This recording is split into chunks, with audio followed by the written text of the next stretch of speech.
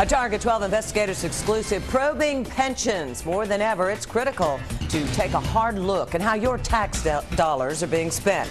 Tonight, Target 12 reveals which towns have the highest rate of workers getting hurt on the job. Disability pensions given to those workers are the most costly pensions to taxpayers. According to our database, these tax-free pensions cost the state at least $54 million a year. All month long, Target 12 investigator Tim White has been bringing you his findings on this important topic. He joins us live now in Providence with more. Accidental disability pensions are the most costly because disabled workers usually retire younger, so they collect longer at a higher rate and stop contributing to the pension system.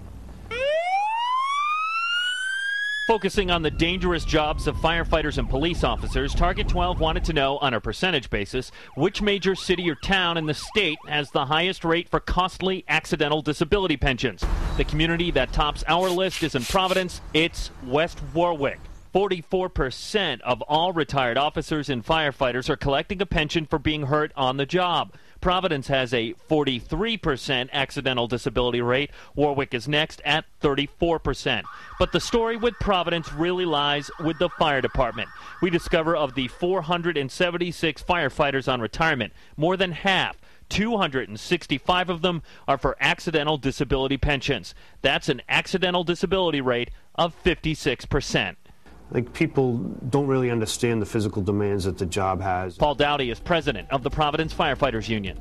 We have more hazards than any other city in the state. We have more runs than any other city in the state, and the fire engines and the ladder trucks are understaffed according to the national standards. The stats for the Providence Fire Department are also affected by the early 90s, when nearly 8 out of 10 retiring firefighters were granted an accidental disability pension. Since 2000, that stat has cooled. We find about 1 out of 5 are out on disability. On the police side, the highest disability rate goes to West Warwick at 39%, but with only 46 police retirees. Providence has a 31% disability rate with 472 officers in retirement. Warwick also at 31%, followed by Cranston at 29%. The Rhode Island State Police has the lowest rate at just 8%.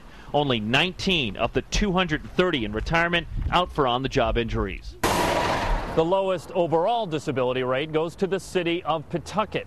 The rules here say police and firefighters who get hurt on the job collect a disability pension until their 20th year when they would normally retire, then gets converted down to a less lucrative service pension. The result? You will find only 6 Pawtucket firefighters collecting a disability. No other town we examined has this provision, but in Providence, they are making an effort to streamline those out on disability. It used to be the case that once you receive a disability pension, now you essentially received it forever. Providence Mayor David Cicilline says an ordinance passed this year aims to change that. And so we now have a provision that requires an annual certification of your disability. The Retirement Board then has the power to knock the pension down to a regular taxed service pension.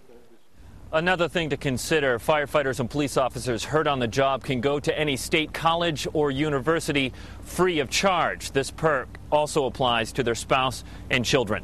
Live with the Target 12 investigators, Tim White, Eyewitness News.